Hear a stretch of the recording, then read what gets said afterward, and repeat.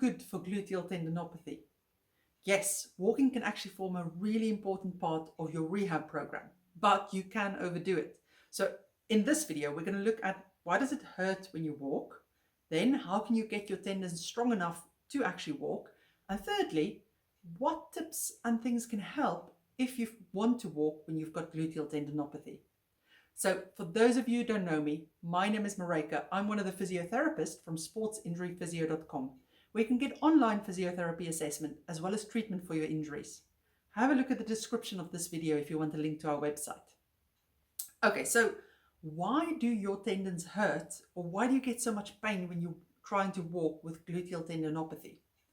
Now, whenever we walk or stand for that matter, our muscles in our legs have to work really hard, and the glutes, which is your buttock muscles, they attach via the tendon, the gluteal tendon, which is the bit that gets injured when you've got gluteal tendinopathy, onto your thigh bone.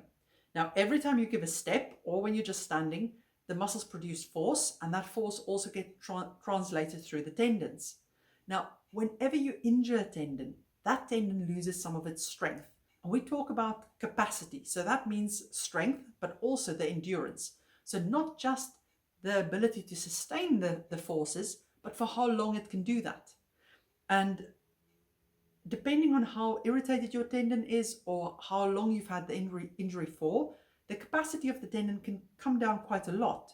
So that means that it's just not strong enough, and it gets irritated whenever you want to do the normal volumes of walking or standing you want to be doing. Now, it's important to understand that just because your tendon is really, really painful does not mean that it is badly injured. What we know is there's a bit of a mismatch. Even tendons with only a slight or small injury can cause lots and lots of pain. So just because it's really painful doesn't mean you have a super weak tendon. In fact, gluteal tendons don't ever become that weak unless you neglect them for quite a while. So what can you do to help restore the strength of the tendon so that you can walk again? Well, there's basically two main things to do. One is relative rest, and the second is that you have to rebuild the strength through strength training. Now, let's talk about relative rest first. Actually, we've made lots of videos about gluteal tendinopathy and lateral hip pain. I'll put a link here if you want to see more info about that. But sure, in a nutshell, relative rest is different from complete rest in that you don't just stop everything. You try and figure out what the capacity of your tendon is at the moment, and a physio can help you do that, but I'll also give some tips with regards to walking and that in a minute.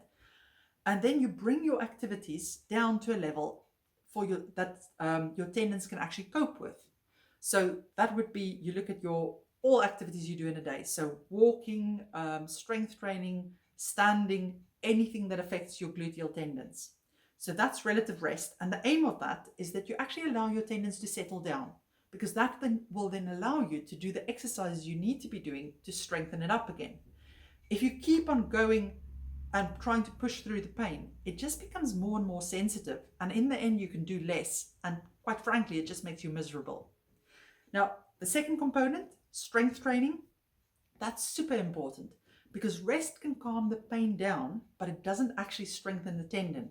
If you want to strengthen the tendon, you've got to do specific exercises that acts as a signal to the brain to come and rebuild that tendon. You know how when you go to the gym, you start saying, oh, I've got muscle tone, I can pick stronger things up. And that's because lifting the weights and doing the exercises stimulates your muscles and your tendons to grow stronger. However, if you go on holiday, or you've got a 3-month break, or you're ill perhaps and you just lie on the couch, you can't do much, you quickly see that muscle tone and everything just go away. And it's because the body's not going to waste energy when it thinks you're not needing something to keep it strong. So that's why the strength training is a really important component. And yes, walking can help to strengthen your tendons, but it can't be the only thing. You have to use walking in, what's the word now? Together with a strength training program. We've done a whole video on strength training for gluteal tendinopathy, and I'll link to it also in the description of this video for you below. Good. So then, top tips for if you want to be walking. Let me just get my thing here that I know I'm not forgetting anything. If you want to be walking with gluteal tendinopathy. Now, tip number one is you have to establish your baseline. So how strong are your tendons at the moment? What's their capacity? How much walking can you do? It's not rocket science. It's actually quite easy. It's a bit of trial and error.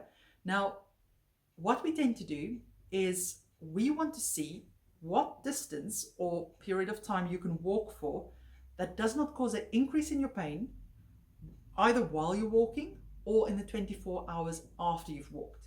Now, it's absolute normal. If you have gluteal tendinopathy, you'll likely have discomfort most of the time. So that doesn't mean you can't go for a walk. What you're looking for is an increase in your pain, and a significant increase in your pain. That will mean that, okay, the walk you did was too much. So usually what we say is we want you to not feel more than just a bit of discomfort, a bit of a, tend to call it a niggle that you feel while you're walking. And then after you've walked, it's normal for it to feel a little bit more uncomfortable, but it shouldn't be painful. So not more than a 3 out of 10 discomfort. And that discomfort should settle down within a couple of hours. You shouldn't get up the next morning and think, oh man, my hips are hurting now. Or when you're sleeping at night, think, oh man, they're so much more painful than normal. But again, remember, this is a change to your normal pain. So if you usually have pain when you're sleeping, and that evening after the walk, you're trying to sleep and it feels the same as it did the previous night, uncomfortable and stuff, that doesn't mean the walk was bad for you, because it's the same pain you usually get. So it's the change in pain that we're looking for. Let me just see what I'm leaving out there. Yes, so once you've established that baseline, you now know, okay, my tendons are actually strong enough to cope with this volume of walking. And it can sometimes be very little. It can sometimes be like 10 minutes, 20 minutes, and it can be quite annoying if you're somebody who are usually really active. But it doesn't help to try and push past that, because your tendon will just become painful. What we usually advise our patients is start with something that's silly short. So for instance, if you're not sure and you think just all walking hurts, just test a 5 to 10 minute slow walk and see how your tendon reacts. If you look at that 24 hours afterwards, if it doesn't really increase your pain by much and it settles down, you're back to normal pain levels by the next day, that walk was fine. And you can possibly even try a little bit more the next time you go out.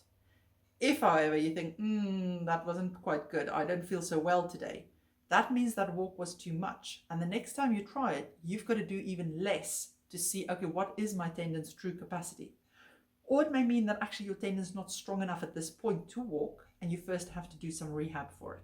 So those are the things to look out for. And to be honest, your physio should be helping monitoring that and interpreting that for you. Then the second thing is, keep it slow. When we walk, we've spoken about the muscles working and the force through the tendons. Now, if you want to walk faster, you've got to generate higher forces, which means higher force through the tendons as well. Your tendon may have a certain capacity of strength to cope with slow walking for X amount of time. But if you're going to increase that walking speed, it may mean that you use the capacity all up within a very short period of time. So really keep it slow until you can do a good volume of walking or time on your feet, and only then start increasing your speed. The third one goes hand in hand with this, and it's about look at what terrain you're walking on, because there's a big difference between walking on really soft sand or hilly terrain or uneven terrain. All of those things will mean that there's greater forces going through the tendon. So the perfect place to walk at the beginning is on a firm surface, and that's not too hilly either. So we're thinking of, in this case, tarmac may actually be a good idea. Or if you have a dirt road that's nice and firm, those would be better surfaces than really soft sand or anything that makes your leg wobble quite a lot. Then fourth is total time on feet matters. And this is an important concept to understand, because this trips a lot of our patients up, that they don't realize that other things they do in the day actually counts towards fatiguing those tendons. So when we think of tendon capacity, they have a certain capacity to cope with a certain amount of standing, walking, running, depending on how badly yours is injured, in a day. And if you can picture this, say for instance, you have a certain routine in your daily life that you sit for a certain number of hours, you do a bit of walking, And then you suddenly decide to go spring clean the house, and you have 3 days in a row where you're on your feet the whole time, up, downstairs, everything. You know how knackered you feel and things starts hurting and you start thinking, whoo, that's because your muscles and everything had a certain capacity to cope with your activities you do in a day. And by increasing those activities in the day, you've actually made them tired. Now, when you have gluteal tendinopathy, anything where you weight bear will help to make those glute tendons and glute muscles tired. So we're looking at total amount of time you spend on your feet, just standing, as well as walking, as well as running, depending on whether you can run or not. So think about that. If you've got a day that you're already on your feet a lot, that's not a good day to go do a walk for exercise as well, because you're more likely to overwork the tendons on that day. If you have days where you don't spend so much time on your feet, perhaps that's the better day to go for a walk as well. Same goes for your strength training. You should look at how much you're already working the tendon through other things in the day to decide what days are the best days for your strength training exercises. And that kind of comes to the last point, which is point 5, where I want to say respect recovery days. So remember, when we exercise, we get a bit of micro damage in all our tendons, our body, everything. And then the body needs a period of time to recover. Now, when your tendons are injured, they take a little bit longer to recover from exercise. So it's really important not to try and push your tendons and do your exercises and your walking several days in a row, because then they're just not going to get enough time to recover, and you may end up making your pain worse again. So usually what we do for our patients is we structure and we teach them about high load days and low load days. So a high load day would be a day where you do a lot of walking or a lot of standing, perhaps your exercises, those type of things are high load days. Low load days would be days where you haven't really done much walking, or you haven't really done much time on your feet, or perhaps you are rather swimming or cycling that day, so you don't work the tendons so hard. And that's also why we take quite a lot of time in our initial session to figure out what do our patients do in their normal life, because that's the bit where people kind of neglect to look sometimes. We need to understand what days are you already working your tendons to capacity just because of your job or other things you do. What days are the best days for you to strength train just because of kids or life or anything like that?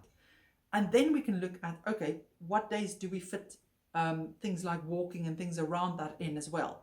So that in the end, you've got a program which allows your tendons to recover between your high load sessions and also fits in with the rest of your life, because it doesn't help that it's a totally unrealistic program when it comes to your normal day-to-day activities. Excellent. Hope you found that useful. So remember, if you need more help with an injury, you're welcome to consult one of us via video call. The link to our website is in the description of this video. Take care.